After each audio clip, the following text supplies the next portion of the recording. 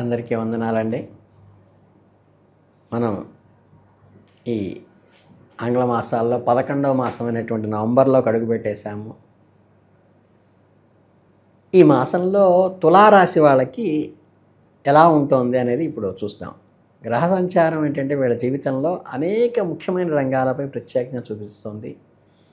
అంటే ఆర్థిక స్థిరత్వం కానీ, ఇది లౌక్యం, ఆధ్యాత్మిక అభివృద్ధి అది పారమార్థికం, వృత్తిపరమైన ఇది ప్రొఫెషన్. ఈ 3 రంగాల్లో కూడా వీళ్ళకి దీర్ఘకాలిక ప్రయోజనాలు అందించే దిశగా నడుస్తుంది. మీ ఆలోచన విధానంలో ఒక నూతనమైన స్పష్టత ఏర్పడబోతోంది. మీకు ఒక అవగాహన ఏర్పడుతుంది. ఈ మాసంలో మిమ్మల్ని ఒకవైపు ఆచరణాత్మకంగాను, మరోవైపు భావోద్వేగాల పరంగాను తీర్చిదిద్దే ప్రయత్నం చేస్తుంది. మీరు మీ అంతర్గత శక్తిని కనుగొని దానికి సరైన మార్గంలో పెట్టగలిగితే ఈ నెలలో మీకు అద్భుతమైన విజయాలు ఇస్తుంది. నవంబర్ నెల మొదటి పక్షం మీ జీవితంలో ఆర్థిక మరియు ఆధ్యాత్మిక రంగాల్లో ఒక గొప్ప ప్రగతిని మీకు అందిస్తుంది.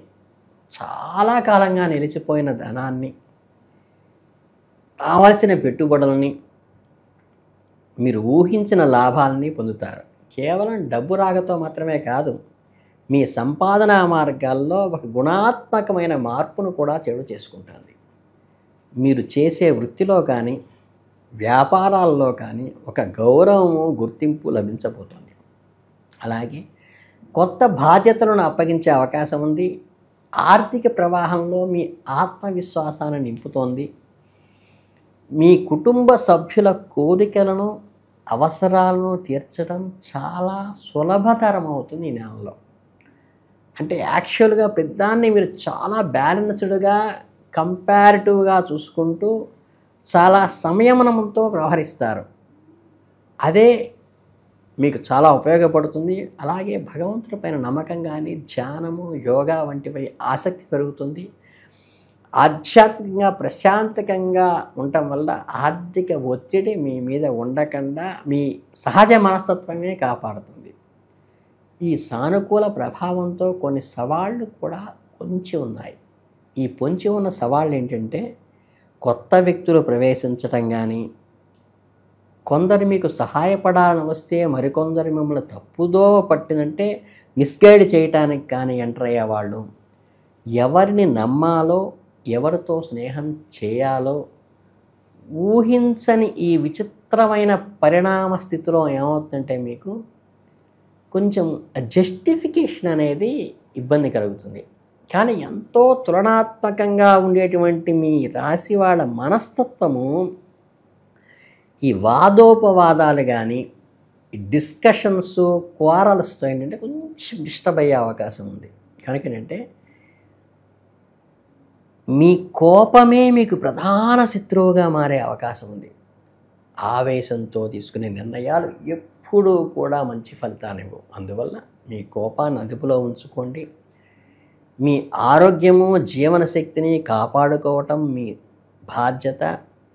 పని ఒత్తిడి, ప్రయాణాలు మీ శక్తిని హరించేలాగా ఉన్నప్పటికీ కూడా మంచి పౌష్టికాహారం తీసుకోండి. టైమ్లీ రెస్ట్ తీసుకోండి. ఆహారం తీసుకోండి, టైమ్లీ రెస్ట్ తీసుకోండి. మీకు ఎదురయ్యే ఎలాంటి పోటీలనైనా సరే ధైర్యంగా ఎదుర్కోవాలంటే మీకు ఆల్రెడీ బ్యాలెన్స్డ్గా మాట్లాడే మనస్తత్వం మీ రాశి వాళ్ళకి సహజ సిద్ధంగా పెట్టిన కోట. కానీ మీ బ్యాలెన్స్ తప్పే అవకాశం ఈ నెలలో కనిపిస్తుంది కాబట్టి దాన్ని జాగ్రత్తగా ఉండండి. ఇక ఈ మాసం ద్వితీయార్థాలకు వస్తే ఏంటంటే మరో మలుపు తిరుగుతుంది. ఆర్థిక, వృత్తిపరమైన విషయాలపై ఉన్న ఏకాగ్రత ఇప్పుడు మీ వ్యక్తిగత సంబంధాల వైపు, మీ ఇన్నోవేటివ్ సృజనాత్మక వైపు, మీ స్టేటస్ వైపుకి డైవర్ట్ అవుతుంది. అంటే ఏంటంటే విభిన్నమైన సంబంధాలను ఏర్పరచుకోవటం ద్వారా, కొత్త స్నేహితులు, పరిచయాలు మీ ప్రపంచాన్ని మరింత విస్తృతపరచడం ద్వారా, ఆకర్షణ శక్తి మీలో పెరగటం వల్ల, వేడుకలలో అందరి దృష్టి మీ మీద, కాన్సన్ట్రేషన్ మీ మీద పడటం వల్ల కళలు కానీ, సాహిత్యం కానీ, సంగీతం కానీ, చిత్రలేఖనం కానీ, డ్యాన్స్ కానీ, ఈ లోపల ఇన్నోవేటివ్గా ఉన్నటువంటి మీ యాక్టివిటీస్ వల్ల మీరు ఒకసారి ఎక్స్పోజ్ అవుతారు. ఈ ఎక్స్పోజ్ అవ్వడం ఏంటంటే మీ ఉత్సాహాన్ని, ప్రేరణను రెట్టింపు చేస్తుంది, చాలా సంతృప్తిని, సాటిస్ఫాక్షన్ ఇస్తుంది. దానితో పాటు అసూయకు మీరు గురయ్యే అవకాశం ఉన్నది. ఈ కాలంలో మీరు ఆ అసూయతో మాట్లాడే మాటలు విని మీరు మనస్తాపం చెందకుండా మీలోని మానవతా దృక్పథం మేలుకొల్పి చక్కగా భగవత్ ఆరాధనలో టైం స్పెండ్ చేస్తూ భగవంతుని దీవెనలు తీసుకుంటూ ఉత్తేజభరితమైన సంతృప్తికరమైన పేదలకు కానీ పరాయి వాళ్ళకు కానీ సేవా కార్యక్రమాల్లో పాల్గొనటం వల్ల ఈ నిస్వార్థత్వ మనస్తత్వం పెరగటం వల్ల ఈ సంకుచితంగా చేసే కామెంట్స్కి స్పందించటం పోయి బ్రాడ్గా తయారవుతుంది మైండ్. అంటే ఒక్క క్షణం ఆగి ఆలోచించి నిర్ణయం తీసుకుంటే వచ్చే ప్రయోజనాన్ని ఆతృత వల్ల కోల్పోయే ప్రమాదం ఉంది. గుర్తుంచుకోవాల్సిన ముఖ్యమైన విషయం ఇది ఒక్కటే. కాబట్టి పెట్టుబడులు, ఒప్పందాలు, వ్యక్తిగత సంబంధాలు, కీలకమైన నిర్ణయాలు తీసుకునేటప్పుడు అనుభవజ్ఞుల ఎక్స్పర్ట్ సలహా తీసుకోండి. అన్ని డైరెక్షన్స్లో, అన్ని కోణాల్లోనూ ఆలోచించండి, థింక్ చేయండి అన్ని డైరెక్షన్స్లోనూ. అది మీకు చాలా శ్రేయోదాయకంగా ఉంటుంది. కుటుంబ జీవితం విషయానికి వస్తే ఈ మాసం ద్వితీయార్థానికి వచ్చేసరికి ఏంటంటే మీ పిల్లలు మీకు గొప్ప సంతోషాన్ని, మీ రకమైన ఒక గర్వాన్ని కూడా ఇస్తారు. వారి చదువులో, క్రీడల్లో లేదా ఇతర రంగాల్లో వారు సాధించిన విజయాలు మీ ఇంట్లో పండుగ వాతావరణాన్ని నెలకొల్పే అవకాశం ఉంది.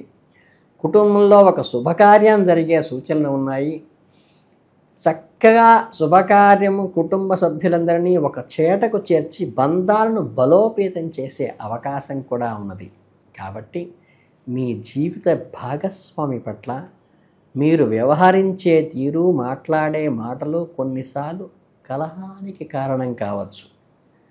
ఎందువల్లంటే మీ పని ఒత్తిడిలో కానీ ఈ స్ట్రెస్ వల్ల గబుక్కుని ఏదో ఒక పదం ఆలోచించకుండా మాట్లాడటం వల్ల వాళ్ళు దాన్ని ఫ్రీగా ఉన్న టైంలో నెమరేసుకుంటూ ఏంటి ఈయన ఇలా అన్నారు, ఆవిడ ఇలా అంది అనుకోవడం వల్ల కొంచెం ఇబ్బంది కలిగితాయి. అందువల్ల మీ భార్య భర్తతో అత్యంత ప్రసన్నమైన, చాలా ప్రేమపూర్వకమైన బంధాన్ని నిలుపుకోండి. బయట వాతావరణంలో ఉన్న క్రష్ అంతా డోర్ బయట వదిలేసి వాళ్ళతో ఏకాంతంగా గడపండి. మీ మాట ద్వారా, చేతల ద్వారా నీకు నేనున్నాను, మన ఇద్దరం ఒకటి అన్న నమ్మకాన్ని వాళ్ళకి కలిగించండి, ఆ భరోసానివ్వండి.